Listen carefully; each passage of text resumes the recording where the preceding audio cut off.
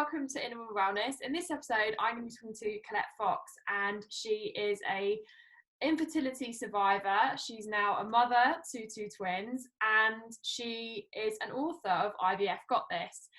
So we're going to discuss all about her journey, and I'm so pleased to have you here, Colette. How are you doing? I'm good, thanks. Thank you for inviting me today.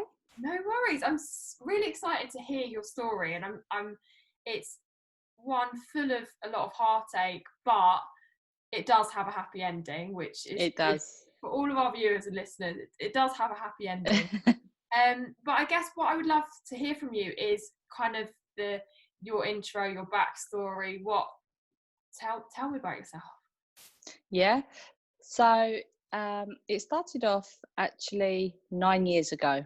So it was a long 12 years ago now, but it was a long 9-year journey trying to have children.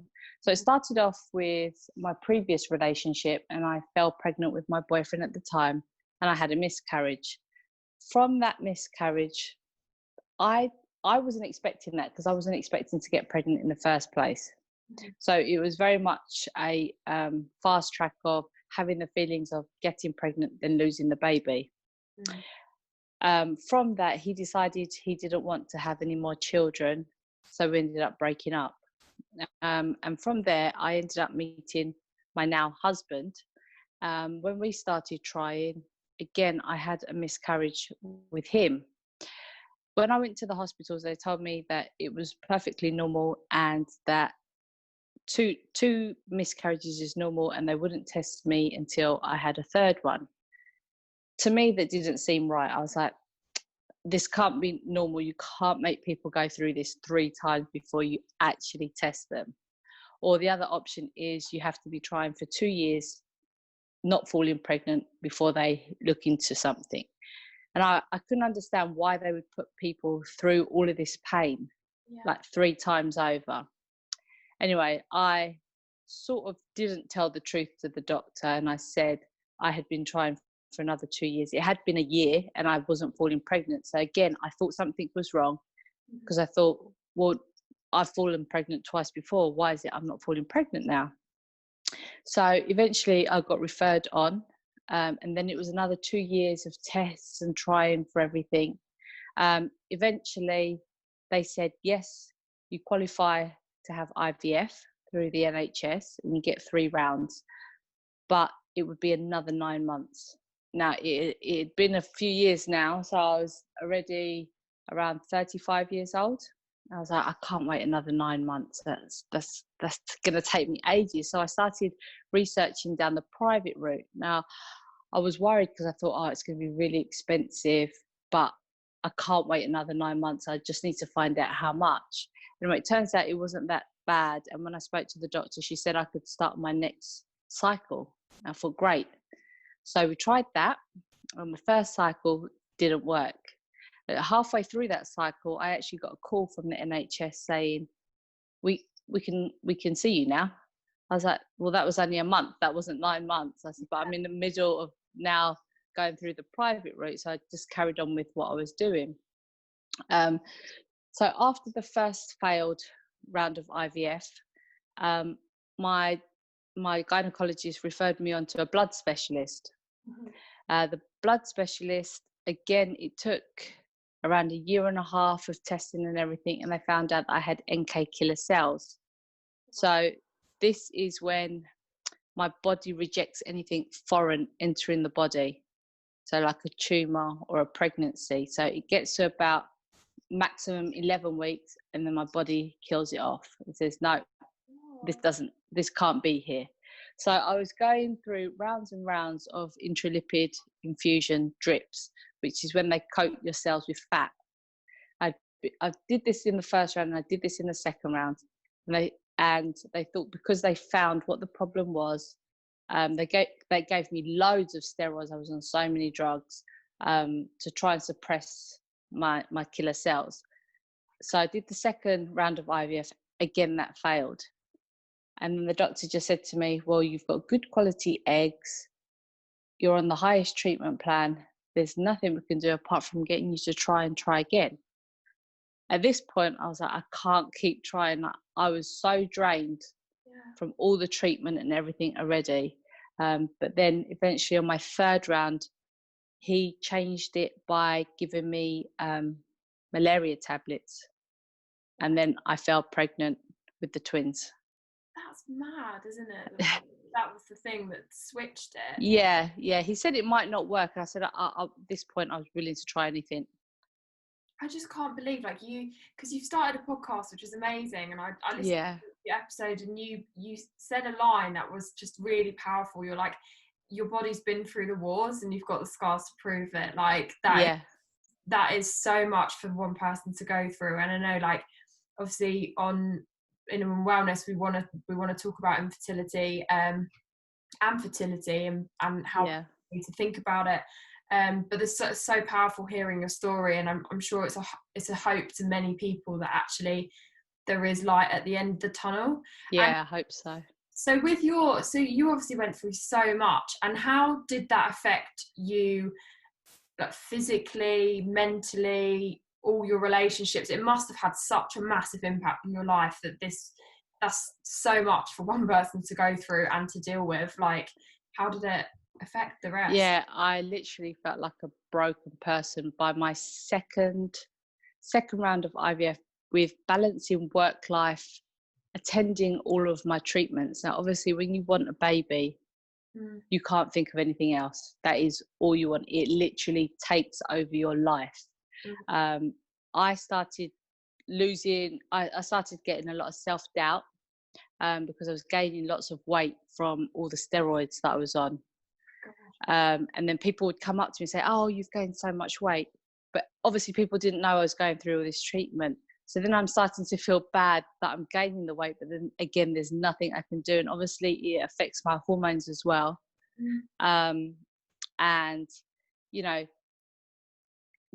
like, basically everything, it just broke me. I got into bad depression, where I didn't want to speak to anyone.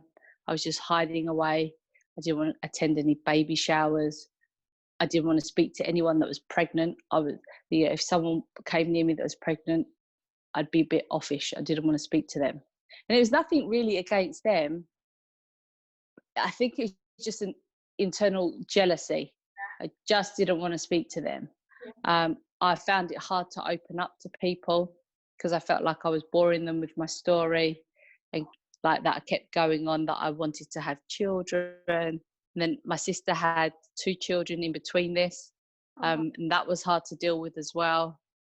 So yeah, I mean, it had massive effects on me physically and mentally. Yeah. And so when you were going through that, did you look at, like, were you going to therapy to work through it? Did you look at holistic ways of your lifestyle stuff? Did you look into all avenues to try and Well, I tried counselling. I was on antidepressants. So I did my counselling, private counselling and group counselling, but I didn't feel that was for me. I did my first round of antidepressants. I didn't feel that worked for me either. Then my second round of antidepressants, so this is towards my last round of IVF, I said to myself, I don't want to be on these tablets. I am taking so many tablets right now. I am absolutely ruining my body. Surely this can't be doing me any good. Like, I'm on the treatment medication, I'm, the vitamins, the baby aspirins, and then, adding in all of this cocktail of drugs. And I said to myself, no, I need to build myself up and I need to become a stronger person. I know that I want this baby. And then just one day I thought to myself, do you know what? I'm going to knock this on the head. I'm just going to go for it. I need to get myself out of this hole. And I tried swimming. On my last round, I also did acupuncture. Now with acupuncture, I do think that you have to really believe in it to make it work. And I didn't want to go through my third round of IVF unless I was willing to give it my all, because I was so drained from the last rounds that I said to my husband, if I'm going to go for this round, I need to be in the right frame of mind. So I actually gave up my job as well, stopped working. I didn't want any stress. And I just went for it. And so that's the thing, like, I guess mindset is so super Yes. important, because Yes. you go through such an emotional roller coaster that you need to make sure, and it's having that, I guess, that understanding between you and your partner as well, that it's Yeah.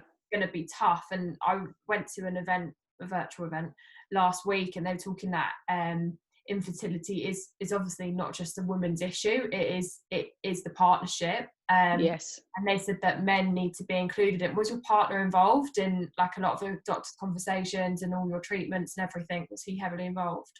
Yeah, he was very, very supportive, actually. I couldn't have expected a better partner, especially after my first partner just turned around to me one day and said, I don't want to have children anymore. I could be working at the moment. And I just literally had a D&C and I was laying in the hospital bed and I was like, is this for real? Is this happening? So I was very lucky that my husband was super duper supportive through the whole thing, very understanding.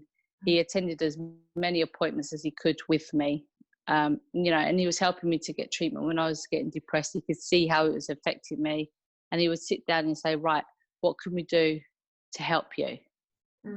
And it was, I find it,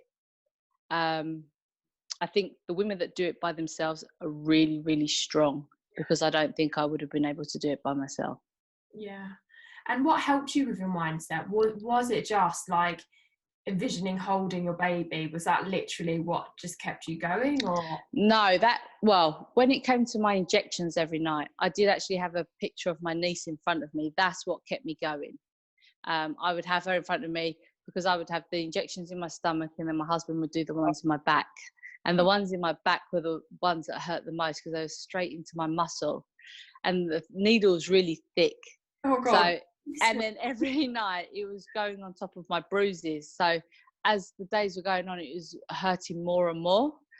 So my niece's picture was what got me through all of those injections.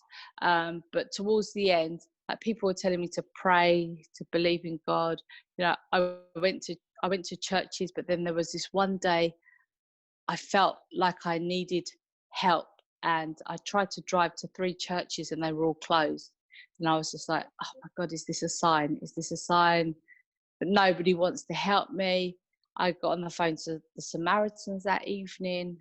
I spoke to someone, but then I thought, this person isn't really interested in what I've got to say.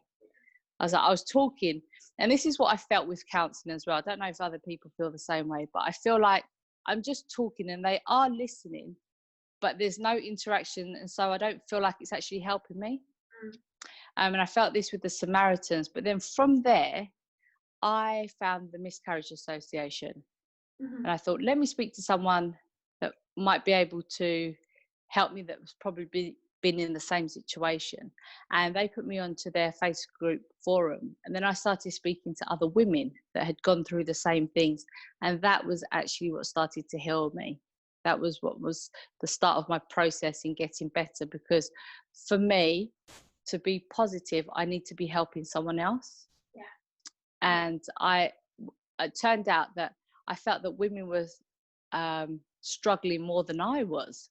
And I thought, and then I felt better by sharing my experience with them. And then that's what helped my mindset get better, because I thought, right, I'm going to do this. I'm going to keep trying. If not, I'm going to help other people.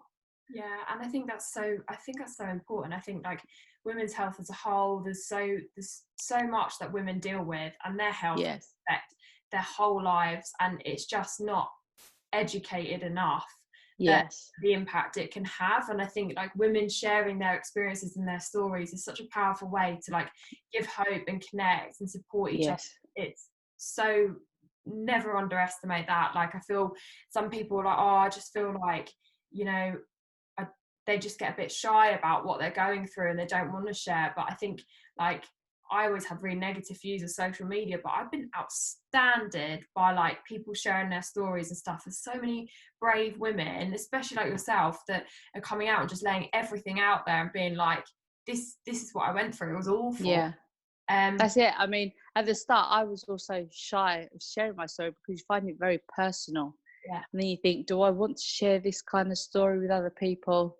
Yeah. And at first, my husband was a bit hesitant with it. And I said, no, I'm just going to do it whether you agree with it or not, because I know what I went through, and I don't want anyone else to feel the same way that I did. Yeah.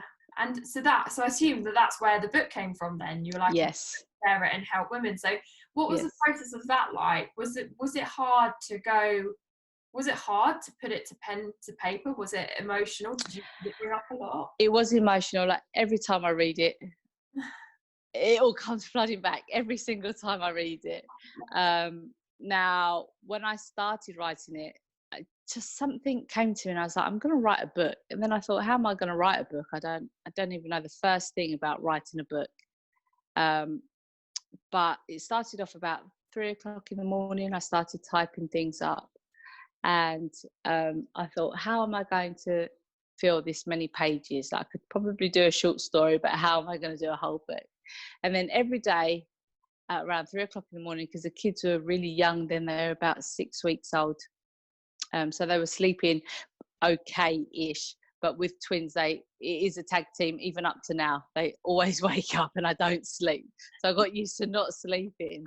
And then I found that the best time that I could concentrate was at that time in the morning. So every night I would do something small. Then, towards the end, I started referring back to some of my notes that I had because I kept them all. And then it took me 6 months to write, but every so often you'd write a part and then you'd remember another bit.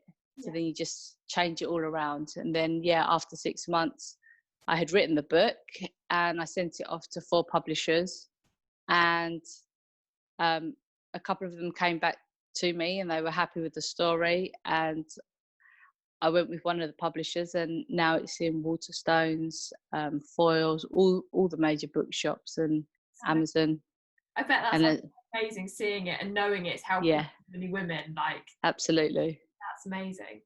And I guess, like, just describe that feeling. You'd gone through so much, like holding your babies, and that must have just been like all of you, what you went through. It must just be, is it everything you hoped and dreamed of? Like, yeah. And even now, like, there'll be 3 next week, and when they go to sleep, I kiss them and cuddle each. I make sure I spend time with each one of them every night, and I kiss them so much. They probably think, why does mummy kiss me so much? But every time I look at them, I think, and they say to me, Mummy, why do you keep saying that I'm your angel? And I say, you are my angel. Oh, so honestly, it just like literally like melts my heart.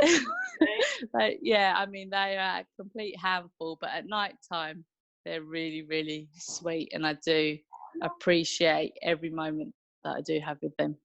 And I've quite enjoyed lockdown as well, because even though they have been driving me insane, I do actually, it fulfills my life. It was what I wanted. So yeah, I'm very happy. And that like quality time with like no outside and no rushing around. It must have been really nice just to spend with them. And then watching my mini me's as well, because they copy everything that I do. I love that. That's amazing. So, because you spoke about on your podcast, you were saying that you were talking about body image, and you were so hard on yourself. Like, it just went on for ages, and I was like, oh my god. And then you're like, but then I look at the twins, and then I realise that it's all worth it. But how are you? Are you like relearning your body again? Do you have a newfound wonderment? Like, how's your relationship with your body changed to how it was previously? Well, I'm going to be 40 in January, so a part of me is I don't really care anymore. And then now I've been looking at the scars and the stretch marks on my stomach for a while. I'm starting to get used to them.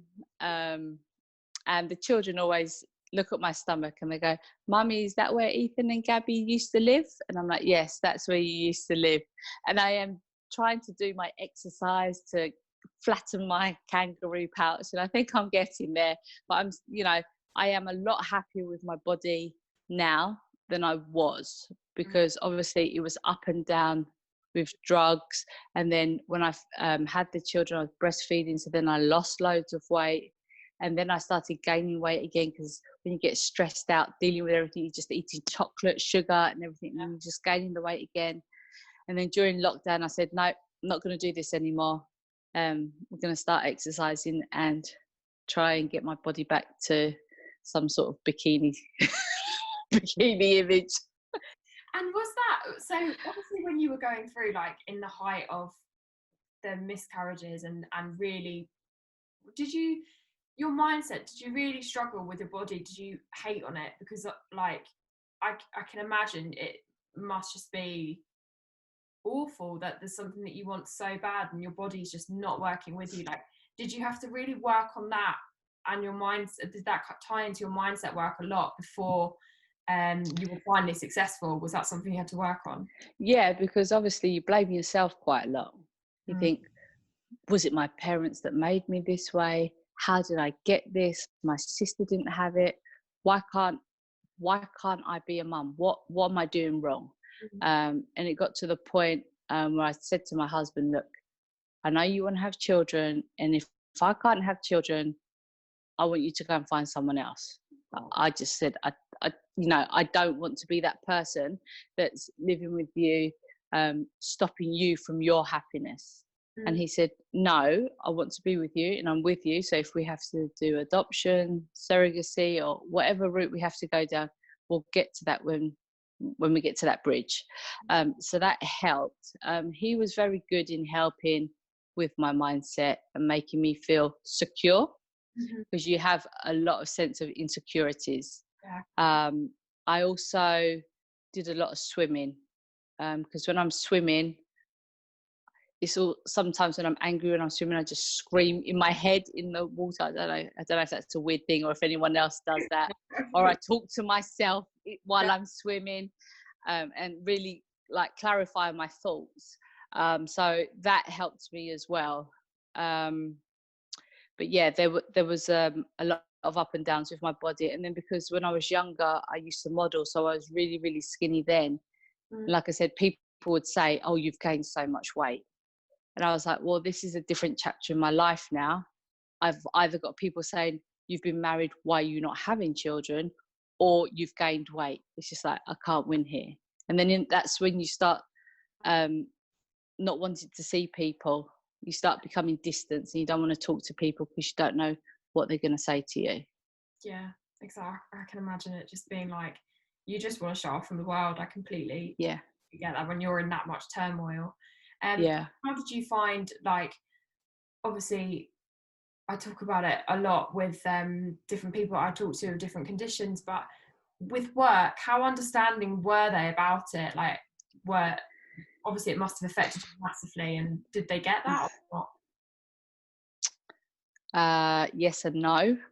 I had a lot of appointments to go to, and sometimes, so one of my appointments towards the last parts when I was seeing the blood specialist were 2 hours away. So, and they'd be right in the middle of the day as well. And I would have to take the train from work there, then sit a 2-hour intralipid infusion and then come back. And the whole time I'm just sitting there. I can't do anything. I can eat and I can read a magazine, but I can't do anything. And my manager would constantly be phoning me, how long are you going to be? What time are you going to get back? And then I was just constantly stressed because I was like, well, now the trains are delayed. Now I'm standing at the platforms, stressing out, sweating because I'm like trying to get back to work. I need to finish my work before I can go home, you know, and then I've got to tell her that I've got to do this again in 4 weeks. And then on top of that, I've got to go for other scans, sorry. And then there's a doctor's appointment. So I put a lot of pressure on myself because I felt bad about missing work time. Sometimes they were understanding and sometimes they would just be constantly asking, how long are you going to be? And I found that quite pressurizing. So that's why I chose to give up work for a while I tried to overcome my infertility. Yeah, amazing. It's that's what I'm finding. It's that balance of like work, trying to understand, but at the same time, like it's the same with like people that suffer from endometriosis. Like they end up becoming part-time employees because they're just so much work because they're in pain and they don't even realize it, and it does, you know, they get. Well, this is the thing. So I have one male manager and one female manager. Now my female manager at the time, she didn't have any children, so she didn't get it either. And obviously my male manager was just interested in you being there for work, and he doesn't really understand because he didn't have any children either. Yeah. So it was very difficult. Obviously I didn't have kids myself, so now I have kids, I've got a completely different outlook on everything, because I used to have my own company, and my employees had children. I'd always be, why have you got to miss work for your children? But now I completely understand it. It's like the different side of the coin. Yeah, it's just balancing it all, really. Like, women have a lot. Super women. And how do you find, like, when you were looking for kind of that information, especially the fact that you had killer cells, which I'd never heard of, and kind of that community, how easy and accessible did you find it to find it when you, because how long ago was this? Not very much. Pardon?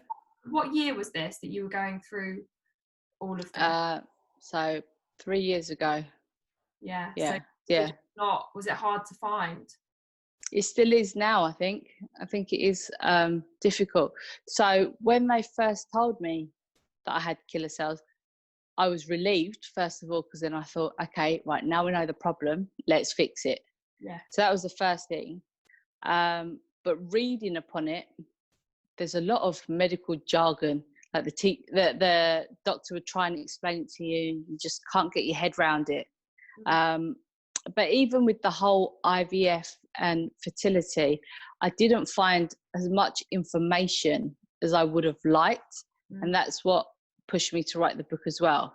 Because I thought, I have read some stories on different conditions, but I'd never read a condition of NK killer cells. So I wanted to be able to put that out there for people to access it and read about it. And how do you think we've progressed with that? Obviously, like, you wrote your book, but how do we progress with the information that's out there, the accessibility, the kind of, I think because it's something that's so personal, do you think that is a blessing and a curse in the fact that women maybe just don't want to share? Like, how do you feel that we can move this forward? I think it's just creating awareness. So that's why I decided to do the podcast as well. So on my podcast, I do interview people that have had previous experience, because everybody's fertility journey is completely different. Everybody has got something, something else for us to learn about. So I just wanted to put the information out there. And then sometimes I speak to professionals. So for instance, I've been speaking to fertility nutritionists. I didn't know about that when I was going through treatment. But now knowing about it, and fertility coaches, I didn't have all of this information. I just had the Miscarriage Association and that little community of people. So that's why I've tried to grow my followers on Instagram as well, because I want to create a bigger community. I think, it is a very hard topic to talk about, but I believe that when you do talk about it, it makes it slightly easier. I think sharing is caring. Yeah, exactly, massively. And I think, like, there are companies out there that are trying to help with this. There's, IVF Babble, that's amazing. Peanut, they were meant to be for new mums, but they now go into infertility. They're looking at menopause. So I'm hopeful that it is going to start moving forward. And I think I do believe that hospitals and doctors definitely need more information on it.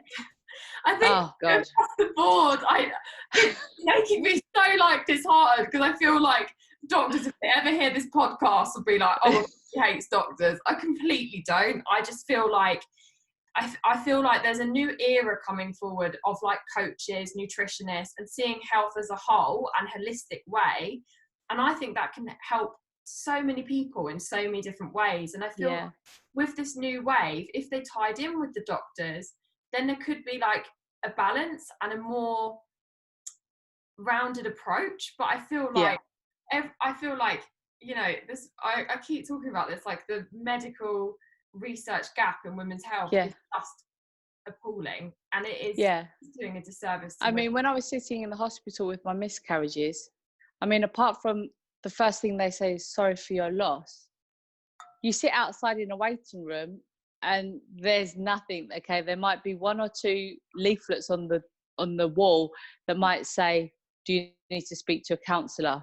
Do you have mental health issues? But there's nothing really to help you with fertility.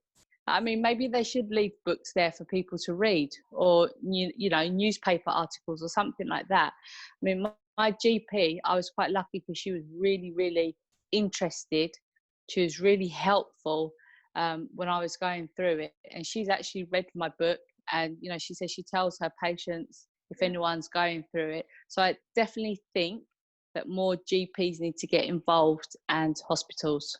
Yeah, and it sounds like they need kind of better aftercare as well. Like, even if it's not definitely. Yes, but they can put you in touch with different communities, and maybe it is saying like there's Yes. these chats, there's these communities. Maybe just saying that gives women that have had this awful news kind of a bit of hope to seek some solace in. Do you that?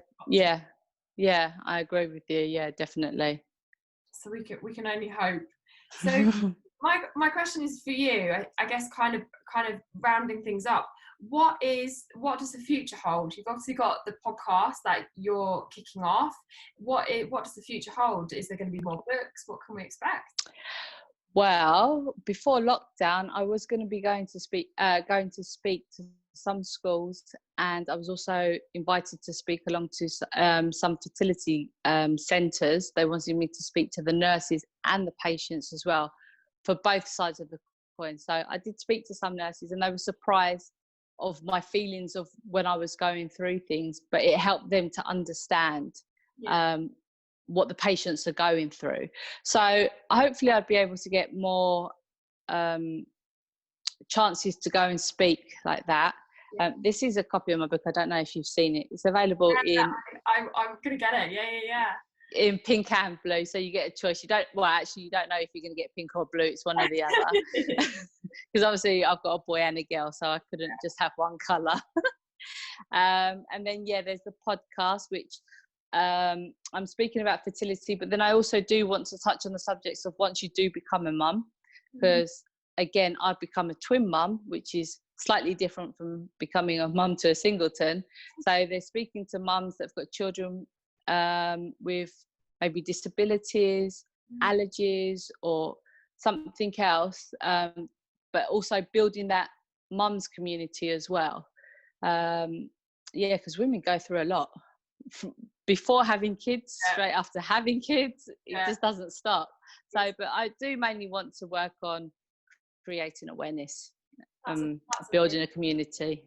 That is amazing. I have always said that if I got told that for my first child I was having twins, I think I'd just be in blind panic mode for like the next 9 months. Well, it's quite funny. So my first round I put 1 egg in, and the second I put 2 eggs, and the third round I put 2 eggs. So when they did tell me I had twins, I was shocked, because I thought maybe one wouldn't survive and the other would. But then I was so happy. And then I thought, no, this is great that I'm having twins first. If I had one child and then had twins, I think it would have been a lot harder. Yeah. But because I don't know anything else, I just know it's difficult. Yeah. And they tag team you. They definitely do that. I love that. That's amazing. Lastly, what would your top 3 tips be to women that are suffering with infertility? They really don't know where to turn to, and they're not just getting the support that they are looking for. Like, what would your top 3 tips be? First of all, I think you need to acknowledge your feelings. So if you want to cry, cry. If you want to hide under the duvets, hide under the duvets. Sometimes I would be in the office toilet just crying. But it makes you feel better that you're actually crying and getting it out. So I think that's the first thing. Second, I would join support groups and read other people's positive stories. Knowing that other people have suffered different things and got through it, I think that helped me as well. And that was obviously the reason why I wrote the book, because I do want to bring that positivity to people's lives. And 3, I'd say find healthy outlets for your emotions, whether that's writing a journal, going for a walk, volunteering somewhere. Just find some kind of happiness. Now, obviously, most people think that they can only find happiness when they have a baby. And for some people, that's true. For me, that was true. The only way I got rid of everything was after I had a baby. But in the meantime, I was doing other things, gardening, other hobbies, to find that happiness for the moment. That's really, really positive stuff. I love it.